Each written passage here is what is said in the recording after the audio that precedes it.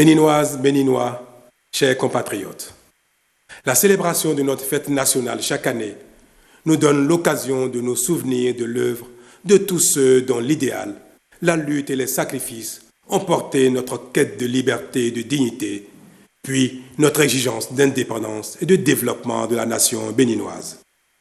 Hier comme aujourd'hui, leurs souvenirs restent vivaces dans nos esprits et notre fierté envers eux ne faiblit pas. En renouvelant ce rituel républicain, nous exaltons les valeurs qui, depuis l'origine, nous caractérisent afin de les perpétuer de génération en génération. Ces valeurs font de nous un peuple brave et fier, un peuple travailleur et tolérant, dont la mosaïque, loin d'être un handicap, est une richesse vivifiante de notre développement commun. Et quand bien même, dans ce gratifiant vivre ensemble, viennent à survenir des épreuves, nous savons toujours nous retrouver, nous parler et conjuguer nos efforts pour repartir de l'avant, avec encore plus de foi en l'avenir. Tel est le ferment qui nourrit notre communauté de destin et nos certitudes de lendemain meilleurs. Mes chers compatriotes, notre processus de développement a besoin de la conjonction des énergies et des ambitions de tous. Il nécessite que parfois, face à l'âpreté des défis, nous allions plus vite que d'ordinaire. C'est justement pourquoi, depuis 3 ans, après le diagnostic posé sans complaisance, qui nous révèle nos faiblesses structurelles et nous place face à nos urgences, la dynamique que j'ai imprimée à l'action publique veut que nous fassions preuve de beaucoup plus d'efforts et d'ambition que par le passé. À cet égard, nous avons enregistré de bons résultats. Nous pourrions même dire, en toute modestie, que ce sont quelques prouesses quand on sait d'où nous sommes partis. Mes chers compatriotes, n'avons-nous pas fait un certain chemin en ce qui concerne l'électricité, l'eau, la santé, l'éducation, les actes de naissance, la sécurité dans nos contrées et sur nos routes, les routes intercommunales et interrégionales, l'asphaltage en cours dans nos quartiers, les pistes rurales, la production agricole, le football, etc. Ce sont là autant de repères qui témoignent des fruits de plus en plus visibles de nos efforts collectifs. Chers compatriotes, fort de nos avancées dans le domaine de l'identité des personnes et après l'assainissement du secteur de la microfinance, j'ai décidé avec le gouvernement de donner une plus vaste ampleur au programme de microcrédit aux plus pauvres. Ainsi, la dotation de 6 milliards de francs CFA affectée en mars dernier au microcrédit aux plus pauvres sera portée à 10 milliards de francs CFA au titre de cette même année 2019. Ce même montant sera reconduit chaque année pour le renforcement des fonds de microcrédit aux plus pauvres afin d'impacter toujours plus de bénéficiaires. Dans la même logique, j'ai décidé avec le gouvernement d'instituer un programme spécial d'insertion dans l'emploi. Ce programme consistera à recruter chaque année, à la charge de l'État, 2000 jeunes diplômés à placer dans des entreprises privées ou publiques sur une période de 2 ans, avec l'espoir qu'ils sauront se rendre utiles et efficaces pour se faire recruter à l'issue de la période d'insertion. Ou alors qu'ils seront volés de leurs propres ailes dans l'auto-emploi. Ces initiatives à fort impact social constituent sans conteste autant de preuves de la répartition équitable des fruits de la croissance économique qui elle-même, parce qu'elle est de plus en plus élevée, atteste que notre pays est effectivement entré dans une phase de développement soutenu. Nous pouvons nous en féliciter. Mais pour être davantage perçus, afin d'impacter plus encore nos conditions de vie, cette dynamique que soulignent et saluent tous les organismes internationaux spécialisés doit être maintenue et amplifiée.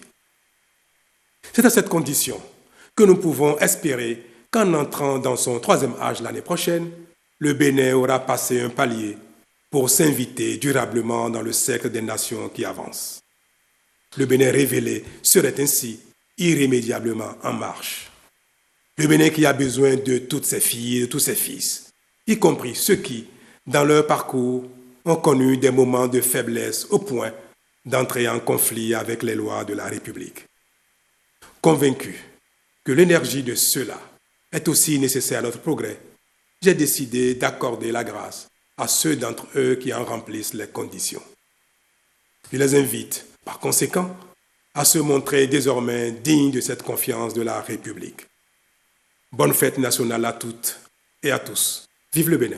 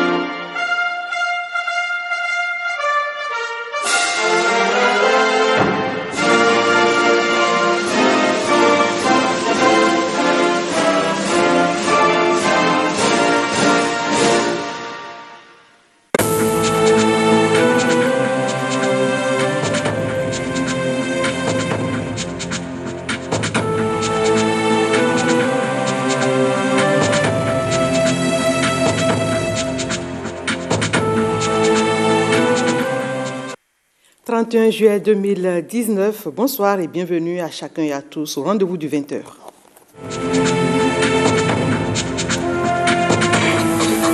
Demain, jeudi 1er août 2019, 59e anniversaire de l'accession du Bénin à la souveraineté nationale et internationale. À l'instar de Cotonou qui accueille les manifestations officielles, toutes les communes du pays s'affairent à commémorer l'événement.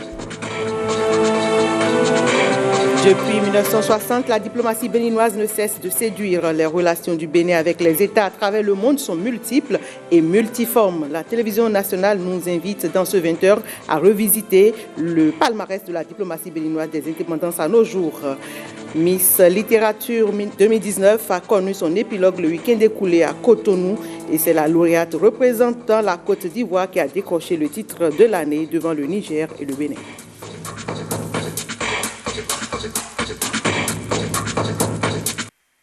Et vous l'avez suivi il y a juste un instant, le chef de l'État, le président Patrice Talon, comme à l'accoutumée, s'est adressé à la nation à l'occasion de la célébration du 59e anniversaire de l'indépendance du pays. Plusieurs actes de portée socio-économique et politique sont à souligner dans son discours. Un discours que nous allons essayer de décrypter ici sur ce plateau avec notre politologue maison, James William Bagidi. Bonsoir James. Bonsoir à tous. Alors d'entrée, dites-nous quel regard vous avez donc porté sur la forme du 4e discours prononcé à l'instant même par le chef de l'État, le président Patrice Talon, dans le cadre de la célébration du 1er août. Alors merci.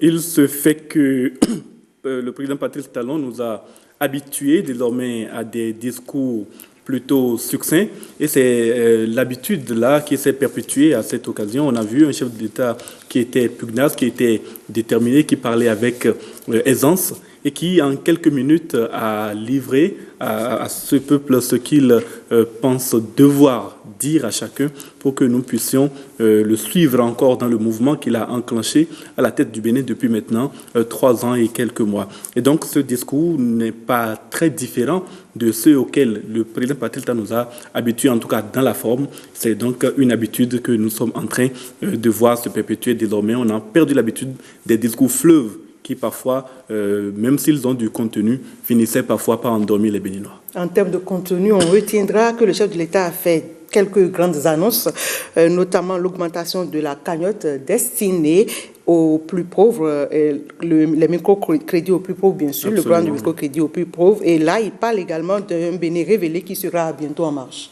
Oui, la cagnotte avait déjà été augmentée au cours de cette même année, au cours du mois de mars, il l'a dit le chef de l'État.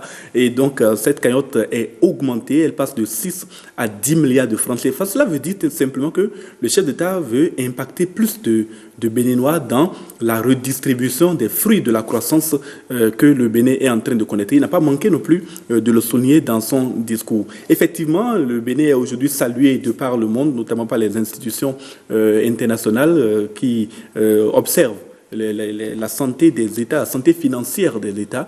comme étant un modèle de bonne gouvernance, comme étant un modèle, et cette croissance économique qui s'ensuit, qui procède également de la bonne santé de l'agriculture, la bonne santé de l'économie, l'assainissement des ressources de la dépense publique. Cela fait qu'il y a de la matière, de l'argent que le pays parvient à économiser, et naturellement le mieux à faire, ce que fait le chef d'État, c'est de le redistribuer, et la redistribution ne devrait commencer que par les gens qui en ont le plus besoin, c'est-à-dire les plus pauvres, et passer de 6 milliards à 10 milliards, c'est important, et cela va se sentir bien entendu dans les semaines, les mois à venir, dans les poches de ces personnes, ce qu'on appelle communément le panier de la ménagère. Mais il n'y a pas que le programme de microcrédit aux plus pauvres, il y a également des annonces qui donnent espoir aux jeunes béninois en quête d'emploi. Oui, et justement, le chef d'État a annoncé la mise en place de ce programme spécial d'insertion dans l'emploi. Vous savez, nous avons malheureusement au Bénin cultivé l'attente, une forme d'attente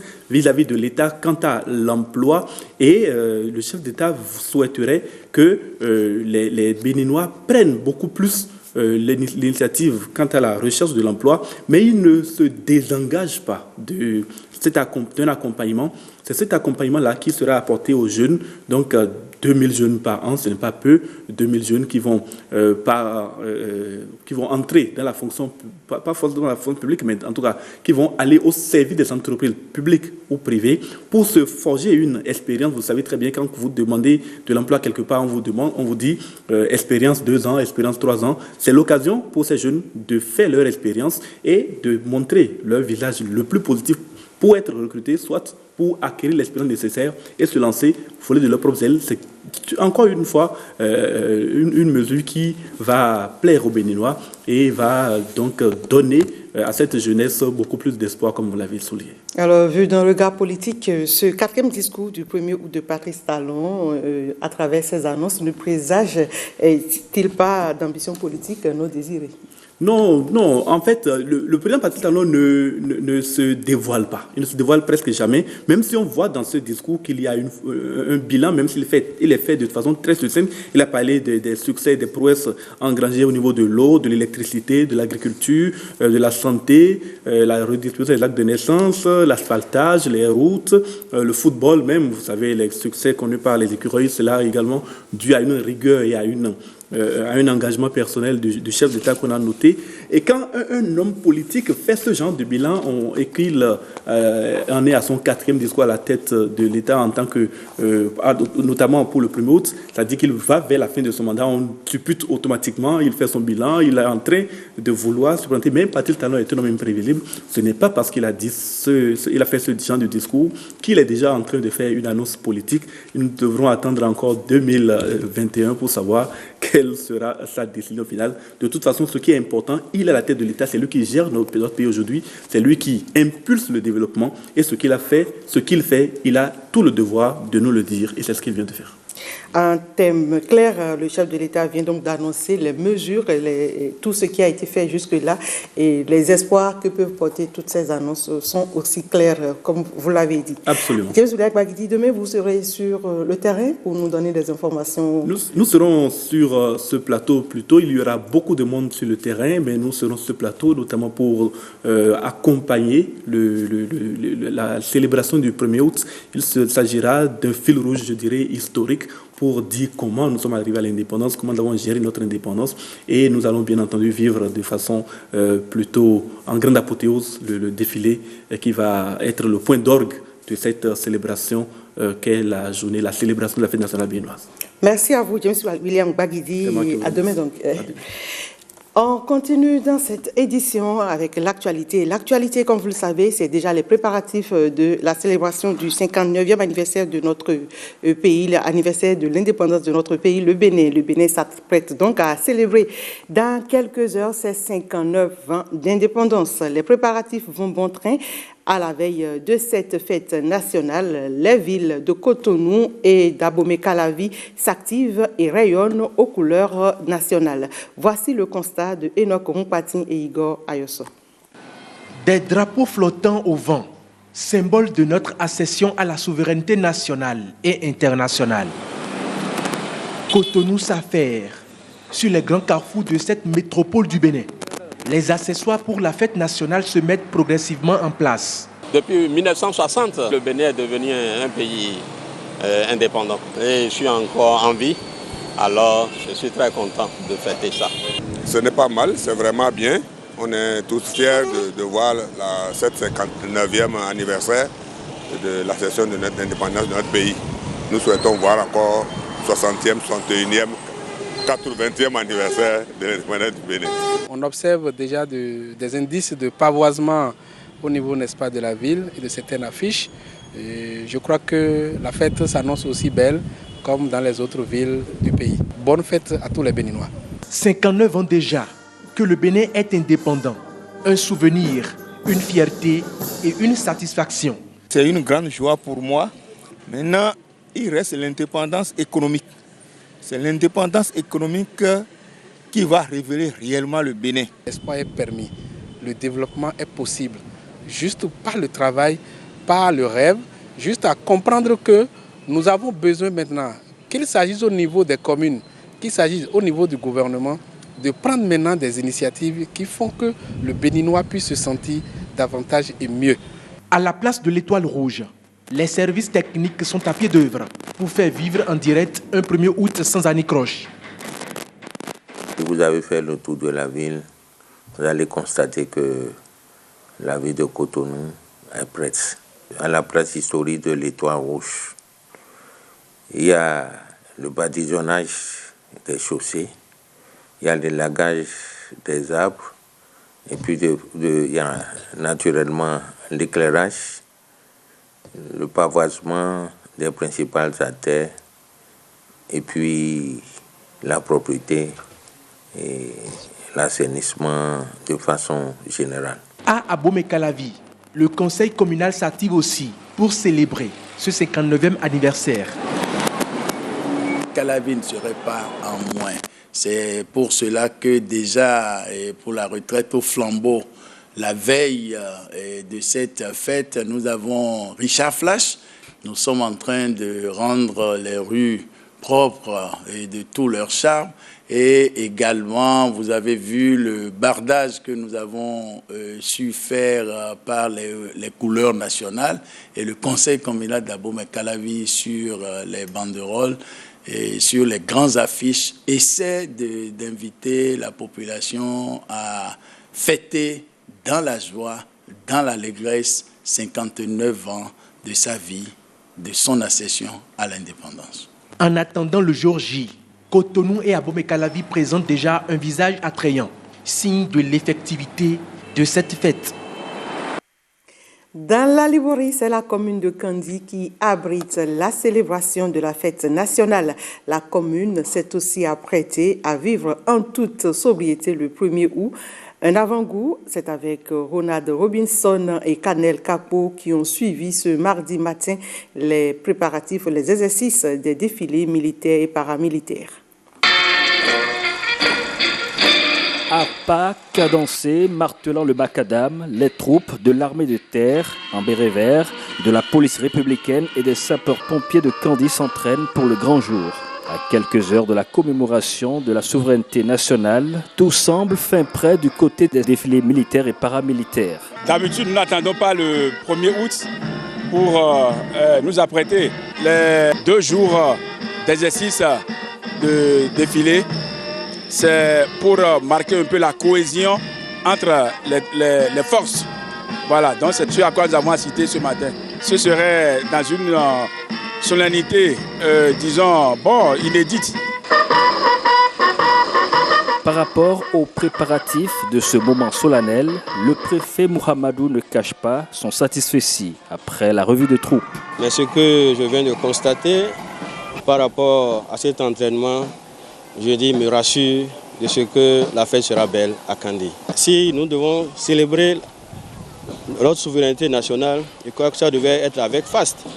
Mais puisque nous sommes dans des réformes, notre credo, c'est de réaliser d'abord les réformes qui puissent impacter économiquement et socialement nos communautés. Nous allons fêter aussi bien dans la sobriété, mais dans la solennité. Une première pour Abibou Bachabi Ourou, le premier responsable de la commune de Kandji, s'apprête à vivre pratiquement sa consécration à la tête de la commune. Il annonce un défilé civil. L'émotion est là, la joie est là, les attentes aussi sont là. On a vu avec l'autorité préfectorale passer les différentes forces et je crois que je me réjouis et suis tout à fait satisfait. Et je voudrais leur dire merci. Merci pour ce service régalien qu'ils rendent à la nation. Ce n'est pas facile, que Dieu les assiste davantage. L'autorité préfectorale a souhaité que la commune de Kandji soit retenue pour organiser la fête départementale d'Albouri. Nous allons mettre de la couleur à la fête pour que cette population la sorte massivement pour vraiment se retrouver dans cette fête-là. L'axe Kandji-Segbana abritera les manifestations officielles pour cette 59e commémoration de la fête nationale dans la cité des Saka et des Kandji-Sounan. À présent, quelques rappels d'histoire sur l'indépendance du Bénin. Qu'ils vous souviennent, 1960 fut l'année de l'accession de 14 territoires sous domination française à l'indépendance en Afrique. 14 d'un seul coup, sans conflit particulier. Certains historiens ont qualifié cela d'indépendance octroyée. Mais qu'en est-il réellement du Bénin? L'indépendance du Dahomey a-t-elle été arrachée, négociée ou octroyée? La réponse dans ce reportage de James William Bagidi et Malini Tibozo.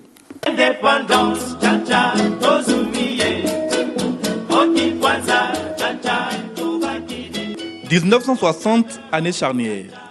La décolonisation est à la mode. 14 territoires colonisés par la France accèdent à l'indépendance. Comme on le dit dans la plupart des discours convenus de l'époque, cela se fait en bonne intelligence avec la France. D'autres pays avant cela ont contraint la puissance coloniale à les libérer de son joug. Maroc, Tunisie. Un autre plus tard sortira indépendant d'une guerre sanglante, l'Algérie. Il n'en aura pas fallu plus pour que les historiens établissent 3 modes d'accession à la souveraineté internationale en Afrique. Les indépendances arrachées par la force, les indépendances acquises par la négociation contre le gré des puissances coloniales et les indépendances octroyées. Parmi les bénéficiaires supposés de ce dernier mode, le Dahomey. En cause, l'attitude ambiguë de ses leaders les plus en vue à cette époque, que sont Soroumiga à Piti, Justin Tometi à Romandegbe et Hubert Koutoukou Maga.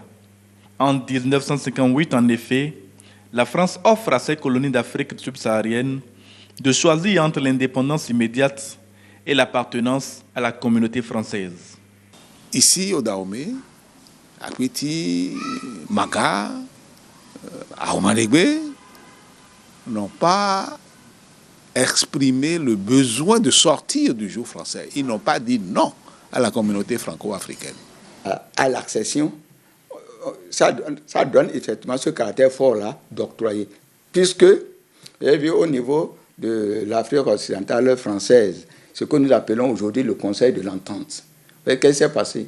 Vous avez vu, et la Côte d'Ivoire, avec et la Haute-Volta, Yamoussoukro, le Niger avec Amani Diori, le Dahomey avec Hubert Maga, vous avez vu, on les a appelés, le De Gaulle les a appelés pour dire de venir, pour négocier les dates auxquelles ils vont pouvoir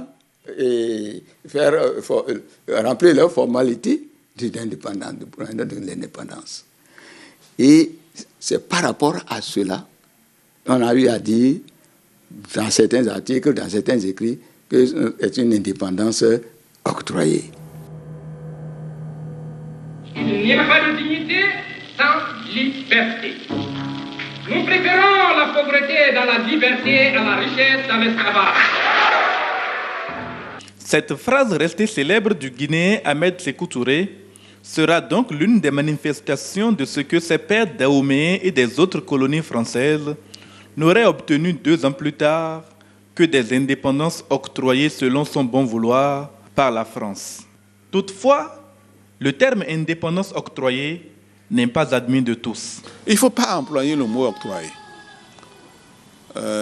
Parce que cela voudrait dire que Les Dahoméens étaient là, les bras croisés, puis la France revient et donne l'indépendance. Non. Le mouvement qui aboutit à l'indépendance en 1960 a commencé depuis la fin de la Deuxième Guerre mondiale. Toutes les personnes de la génération des premiers présidents n'étaient pas acquises à la colonisation. Beaucoup se battaient déjà pour réclamer l'indépendance avant que le mouvement ne se généralise et qu'on aboutisse au résultat de 1960. Effectivement, il y a eu quand vous voyez bien, il y a des intellectuels, par leurs écrits, leur comportement, qui ont forcé, on le dit, qui ont forcé la marche vers l'indépendance. Il y a déjà, vous verrez, à cette époque, il y a certains journaux qui sont déjà anti-colonialistes, qui écrivaient des articles contre l'oppression, contre les phénomènes de répression, en tout cas contre l'autorité colonialiste. Les pays d'Asie, les pays d'Extrême-Orient, tous ces pays-là sont en mouvement. Et en 1955, il y a la conférence de Bandung des pays non alignés, où chacun a exprimé la volonté de sortir du joug de l'impérialisme. Ce qui se passe en 1960 est l'aboutissement de tous ces mouvements-là. Et la France était contrainte, d'une certaine façon, de lâcher ses colonies. Pas d'indépendance octroyée aux Dahomey donc. Mais alors, à quelle catégorie attribuer l'accession du pays à la souveraineté internationale le 1er août 1960 ? On peut négocier une indépendance.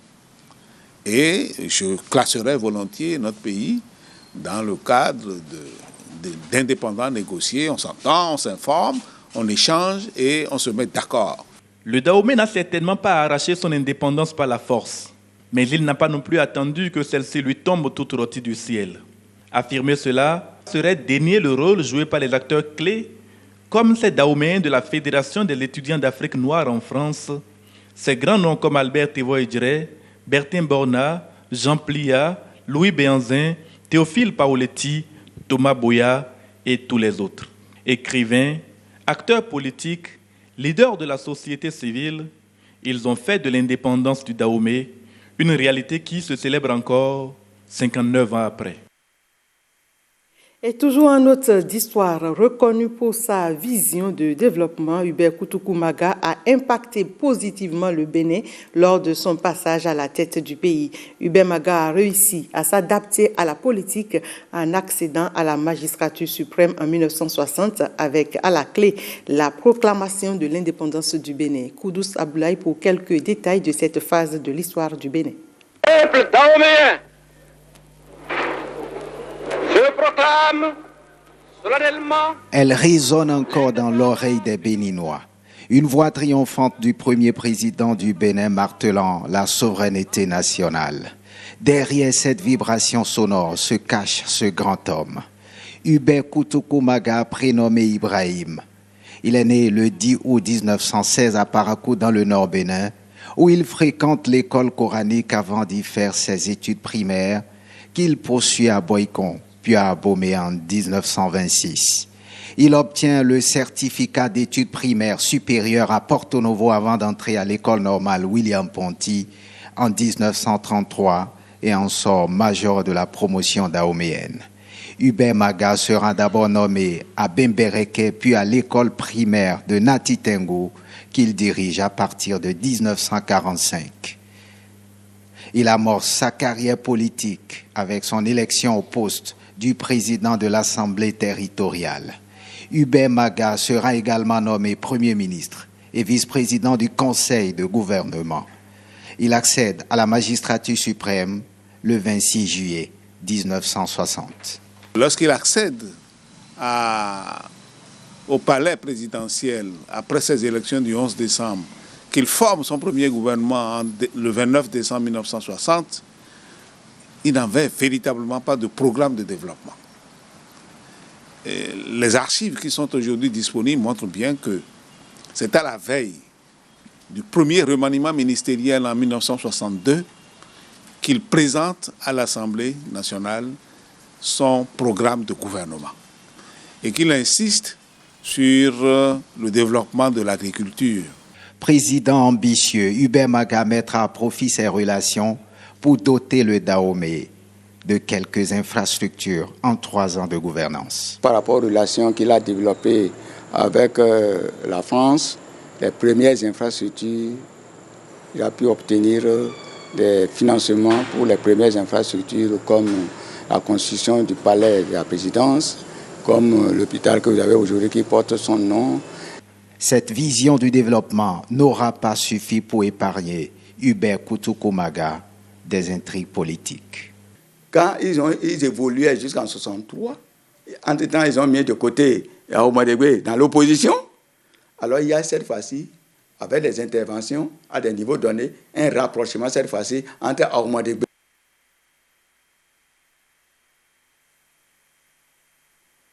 Et quelle est l'histoire de la diplomatie béninoise? Depuis qu'il est devenu indépendant, le Bénin entretient des relations avec plusieurs autres États de la sous-région de l'Afrique et du monde. Alors, quelles ont été les premières représentations diplomatiques à l'étranger? Comment la diplomatie béninoise a-t-elle évolué de 1960 à nos jours? Quelques éléments de réponse dans ce magazine signé Rebecca Kenjaoundi. L'un des piliers majeurs de gouvernance sur lequel s'appuie tout pays pour asseoir son développement est la diplomatie. Le Bénin, dès son accession à l'indépendance en 1960, l'a expérimenté à travers 3 grandes périodes. Dès le départ, on a dit qu'il faut former des gens pour utiliser la diplomatie au service de la nation et de la population. Ensuite, il y a eu la période révolutionnaire marxiste-léniniste, et qui a mis l'accent sur l'idéologie. Et là, les choses ont été faussées un petit peu. On a pu utiliser systématiquement, comme c'était prévu dans nos statuts, le diplomate de carrière comme instrument de la diplomatie. On a mis beaucoup l'accent sur l'idéologie. Et à la conférence nationale, on a remis les pendules à l'heure en disant les diplomates sont faits pour exercer dans le corps diplomatique, dans la fonction diplomatique, et il faut leur donner essentiellement ce rôle premier.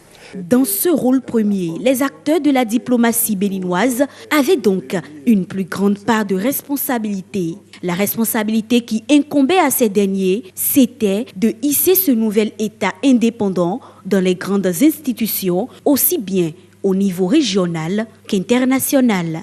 Et en premier lieu, on a d'abord commencé avec nos voisins. Nous avons dit, nos voisins, ce sont les États les plus importants pour nous.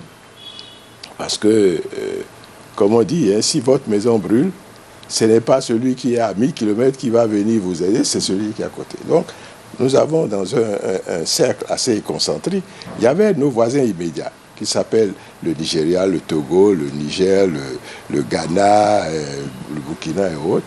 Mais en même temps, nous voulions développer des relations avec les grands pays qui nous avaient plus ou moins colonisés dans le temps, qui s'appelle la France, qui était notre premier partenaire, qui s'appelle les États-Unis, qui s'appelle l'Allemagne, qui s'appelle d'autres États. C'est avec ceux-là que nous avons, dans un premier temps, commencé à faire notre démarche. Puis ça s'est étendu en Amérique latine, dans l'Europe de l'Est, et en Asie et tout ça. Le Bénin, Dahomey d'alors, en a tiré le plus grand profit. En témoigne sa représentation dès les années 1963 au sein de l'OUA, Organisation de l'Unité africaine, ancêtre de l'Union africaine, et au sein des Nations unies. On parlera aussi de l'ouverture des ambassades, des postes diplomatiques et autres consulats. Très tôt, nous avons ouvert notre mission permanente auprès des Nations Unies, à New York. Puis avec le temps, nous avons ouvert à Genève, auprès du système des Nations Unies. Et au niveau régional, nous avons également ouvert à Addis Abeba et à Abuja. Ça a permis un développement renaissant, j'allais dire. Et nous avions avancé jusqu'au changement qu'il y a eu avec l'avènement du président Kérékou. Voilà, on en était là quand nous avons eu la conférence nationale. La conférence nationale a donc apporté un autre tournant à la diplomatie béninoise. Elle apparaîtra comme un instrument d'accélération, de développement économique, de valorisation culturelle et touristique et de rayonnement international. En 2016, à son arrivée au pouvoir, le gouvernement de la rupture a impulsé une nouvelle dynamique à la diplomatie. Dynamique qui s'accommode avec les normes internationales. En 3 ans de gestion, le président Patrice Talon a repensé la diplomatie béninoise en mettant l'accent sur 4 piliers. Défendre les intérêts du Bénin, moderniser la diplomatie pour en faire un instrument de mobilisation des investissements, participer à la construction de l'intégration africaine et consolider les bases de la paix et de la sécurité dans le monde. Mieux, dans ses ambitions d'impulser un nouvel essor à la diplomatie, le gouvernement du nouveau départ a pensé autrement les missions diplomatiques et consulaires béninoises. Dans sa stratégie, il a mis en œuvre un mécanisme lui permettant d'atteindre ses objectifs, d'où l'allègement des tracasseries et de la durée de délivrance des documents de voyage. À tout ceci s'ajoutent bien d'autres réformes. Nous avons créé une mission commerciale près la Chine et le Japon, avec résidence à Shenzhen. Nous avons créé une mission commerciale à Riyad, en Arabie Saoudite, une mission commerciale à Bruxelles. 1960-2019, 59 ans d'indépendance, 59 ans de relations internationales. La diplomatie béninoise aura traversé le temps et marqué les esprits. Aujourd'hui encore, elle se révèle davantage. Grâce aux réformes du gouvernement de la rupture, la diplomatie devient un outil phare dans la mobilisation des ressources pour le développement du Bénin. Vous les avez souvent entendus au cours du défilé militaire du 1er août. Ce sont les 21 coups de canon tirés par l'armée béninoise et il reste une tradition depuis les indépendances. Mais quelles sont en réalité les origines et la signification de ces coups de canon? Ghislain Poguet et Samson Thiomon nous informent. 21 coups de canon. Des coups tirés lors du défilé militaire du 1er août. Pour augmenter la solennité du moment et pour recevoir le président de la République, chef suprême des armées et hôte de marque. Par le passé en France, cela se faisait aussi pour le ministre de la Guerre et c'était 19 coups de canon. Mais quelle est l'origine de cette tradition? Cette tradition trouve son origine au XIVe siècle et c'était une tradition marine. C'est-à-dire que chaque fois que la marine entrait dans un port, elle tirait 7 coups de canon. Les armées étant très chrétiennes en ce temps-là, le chiffre 7 était symbolique pour elles. Dieu a créé le monde en 7 jours, selon la tradition judéo-chrétienne. Les 7 coups de canon de la marine étaient destinés à signaler son arrivée, mais aussi qu'elle n'avait aucune intention belliqueuse. C'est une manière symbolique de se désarmer. Par la suite, vous savez que les troupes au sol, très jalouses de leur tradition, ont décidé de répondre par 3 x 7, c'est-à-dire 21 coups de canon, pour leur dire, bon, nous avons entendu vos coups de canon. Cela s'appelait le salut à feu.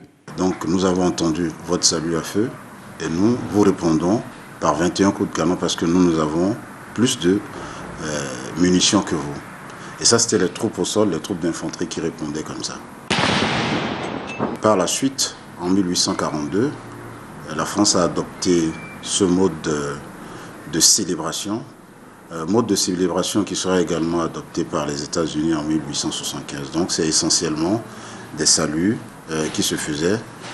Les 21 coups de canon ont par la suite été portés à 101 coups de canon, c'est-à-dire beaucoup de tirs, 100 plus 1. Plus tard, à la Reine d'Angleterre, on tirera pour la dernière fois ces 101 coups de canon qui ont finalement été ramenés à 41, puis à 21 pour limiter tout le bruit que ça pouvait faire parce que beaucoup d'autorités tombaient en syncope en entendant ces nombreux coups de canon tirés.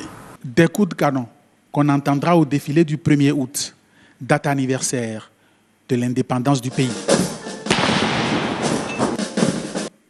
Parlons culture pour finir. Après ces 2 premières éditions, Miss Littérature Bénin s'est internationalisée et pour devenir un événement biennal. La dernière édition est donc une première sur le plan international avec ces 3 pays représentés, le Niger, la Côte d'Ivoire et bien sûr le Bénin.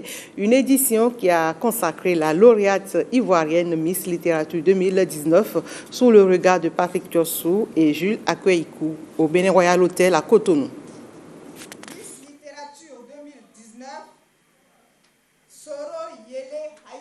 Elle est la première à recevoir ce sacre international et biennal pour cette compétition littéraire qui n'était que nationale et annuelle. Dans cette salle royale, tout avait débuté par la présentation éburnéenne ou ivoirine de cette ivoirienne désormais Miss Littérature 2019. Je suis Soro Yele Aïcha, étudiante en licence 3 de géographie, mais ce soir, appelez-moi Yele.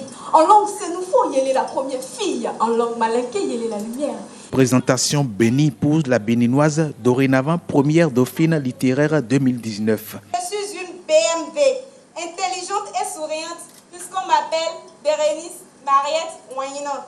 Présentation nickel pour la Nigérienne devenue 2e dauphine littéraire 2019. Mohamed Alou Arzikawa Farida, première dauphine Miss Littérature Niger. Nul ne peut jouir pleinement de la lumière sans avoir vécu dans les ténèbres. Des présentations orales et originales en tenue traditionnelle et originelle pour ces 9 lauréates qui sont en fait la Miss nationale et les 2 dauphines du Niger, de la Côte d'Ivoire et du Bénin, les 3 pays participant à cette 3e édition de ce concours littéraire, une première édition plurinationale. Des 9 candidates en lice, 3 tirent leur épingle du jeu, 3 concurrentes dont une lauréate par pays. Face aux 3 membres du jury, la Camerounaise Joël Djeki Esso, le Haïtien Patrick Vendredi, la Tchadienne Clarisse Nomaye, l'ultime épreuve consistait à présenter devant son auteur Moussiba Oumazou le résumé du roman Babingo au nom des acculturés. Nous devons aimer qui nous sommes. Vous avez fait 3 minutes et 15 secondes. Vivement que nous réalisions le rêve de Moussiba Oumazou. Vous avez fait 3 minutes 30 secondes. Babingo, c'est surtout une quête identitaire dans un métissage culturel. Vous avez fait 2 minutes 19 secondes. De Fifame Karine Carmen Toudonou, présidente fondatrice du projet Miss Littérature, à l'honorable Boniface Yewetome, président d'honneur de cet événement littéraire, la satisfaction invite à esquisser des pas esquis de danse et de cadence scandées en belles lettres. Merci à chacun et à tous d'avoir suivi cette édition. Rendez-vous à 23h30 pour la dernière édition de cette journée.